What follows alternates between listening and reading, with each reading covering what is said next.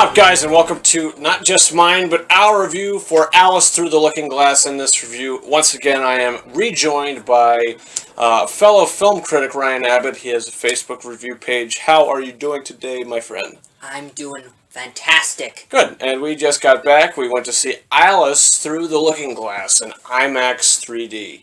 And now we're here to tell you guys about it. And going into this film, for me, personally, I saw the first one, you saw the first one as well, and we both gave it 3 out of 5 stars, am I right? Correct. We both gave it the same rating. So going into this one, the trailers, he didn't watch any of the trailers, he did not see any of the promotional material, but the trailers that I saw for this film, everything they put out was just, it looked like a gigantic acid trip, and that is what the film was a acid trip. It was a ginormous acid trip. And usually what we've been doing now is we've, on the way home, we haven't been talking about it. We don't know each other's thoughts. This is where it's going to happen live. We did the same thing for The Huntsman. We're going to do the same thing here. And he kicked off the last one, which was The Huntsman. He kicked off his thoughts on that one. So I'm going to start. I'm going to kick off my thoughts on this one. So, Alice Through the Looking Glass, for me, this movie was kind of horrible. It was it's kind of bad. Kind of really bad. Not very good. It was just, it was kind of ridiculous. Everything that they have established from the first film, the dark tone to it, that I did enjoy, you know what I mean? Johnny Depp's performance, it's been taken a step further, but it's been taken in a direction to where it's so unrealistic and ridiculous. I know Wonderland is supposed to be an unrealistic place, but things that are happening in this film and certain creatures and interactions with the characters, you know what I mean? It was just written so poorly, and there was just I don't know. I started off with negatives, but what do you have to say about the film to start off with? It's bizarre. It's basically what he said, basically. It's all over the place. I mean, what else is there to actually say? I mean, you go in, well, for me anyway, go in not watching any trailers, don't know anything about it, which we already established, not knowing anything, and it's still bizarre. It's just acid trip. Yeah. Yeah, it was a really bad acid trip. And how did you feel about the performances? Talk about the performances. Talk about the use of CGI, because I'm very curious to hear what you have to think about it, or what you thought about it. Well, the performances to me are okay for what it's worth. Mm-hmm. I mean, it could be better, but I mean, based off the material and the writing that all the actors were given. Mm-hmm. Now, the first film, the use of CG blended in, you know, because of the color palette and the darkness to the movie. This one, everything is brighter, it's more vivid. So it really stood out more, and I thought, for me, that the CG in this movie was a lot worse than the CG in the first film. Uh-huh. In the first movie, it looked real for the most part. This looked like garbage. It looked like, okay, this Let's just cut right to the chase. It's garbage. It looks like a lot of green screen, which it was. And it's noticeable. It is extremely noticeable green screen. And for my opinion of the acting, I thought that probably the best performance in the movie is by Alice's mother.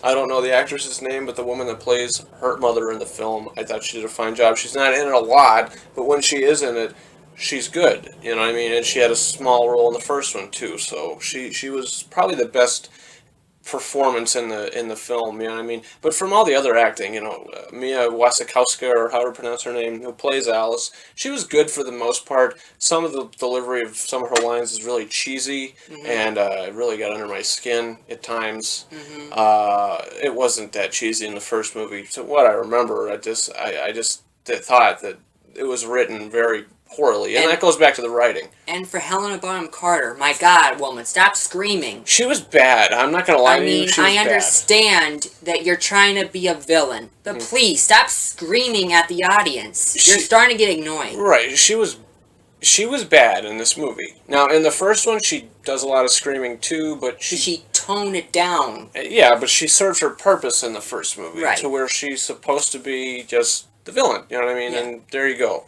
She has a little bit to her in the first. You know, she's not just a stone cold villain. There's a little to her. In this movie, they put the microscope on that, and they really analyze that, and they take her through a story arc that just didn't need to happen, and this movie didn't need to happen. To be honest with you, this first movie came out 6 years ago. This sequel was not necessary. If they had a good enough story, then sure, but this is not. They didn't.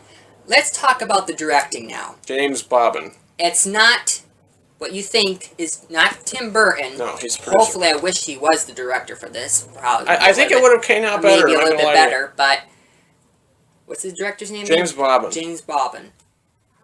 How did he? How did you think he came out to the approach? Honestly, if he has any sort of directorial style, I could not notice it.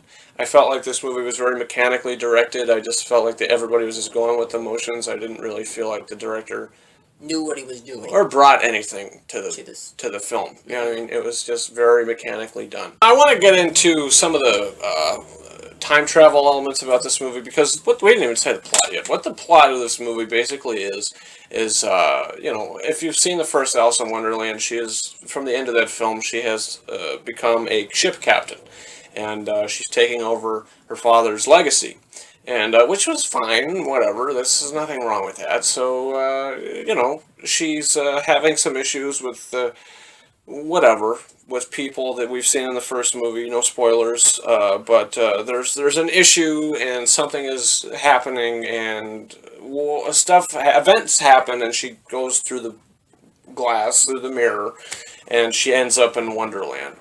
And she finds out that the Mad Hatter is sick, and that she needs to save him because he's really ill.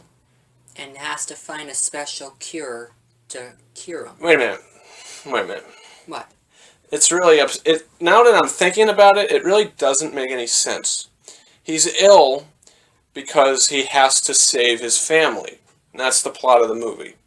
He's ill because he feels like his family needs to be saved and they're not dead and they need to be saved. And Alice needs to save, you know, his parents because the Mad Hatter is sick.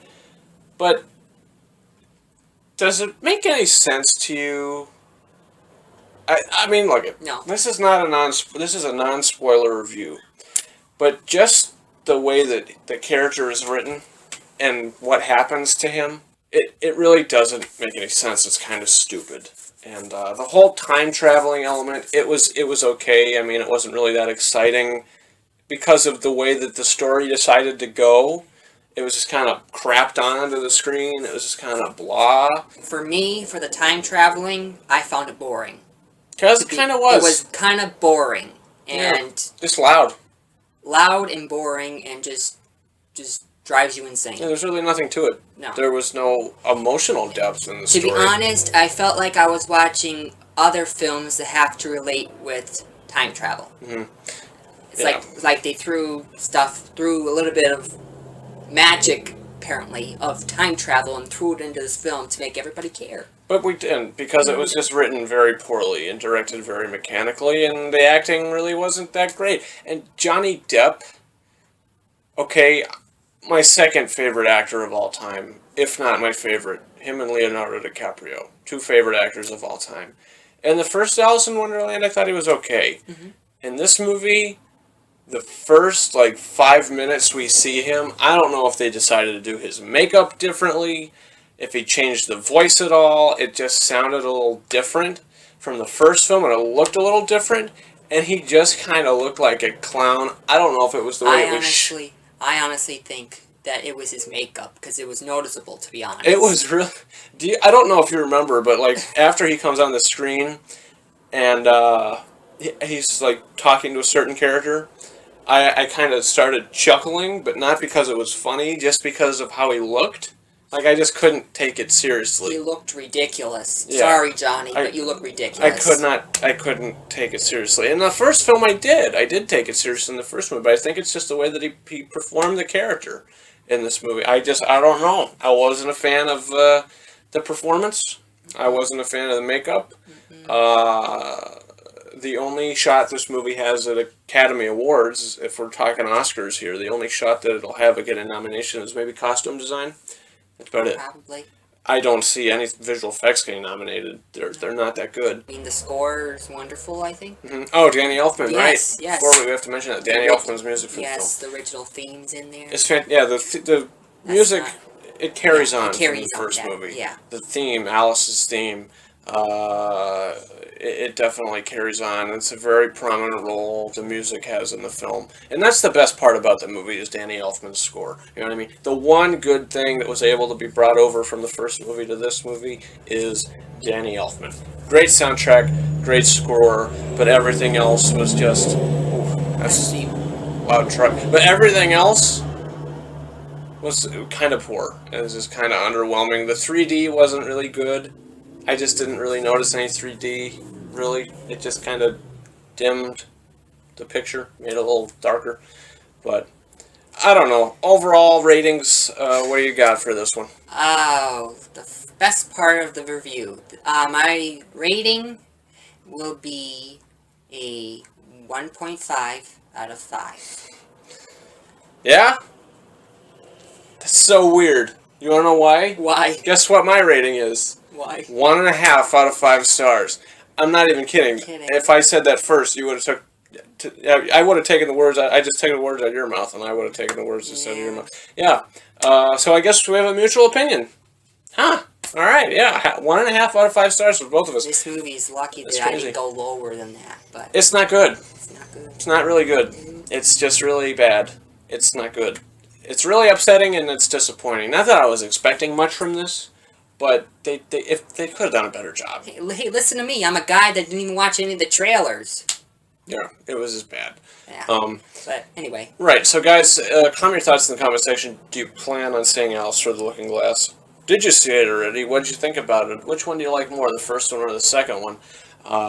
You could, comment in the comment section. Also, subscribe to this channel. Reviews be coming up in the future. You have Teenage Mutant Ninja Turtles 2 coming out. You have The Conjuring 2 coming out. You got Warcraft. Now You See Me 2 to start up the June summer movies. It's very exciting.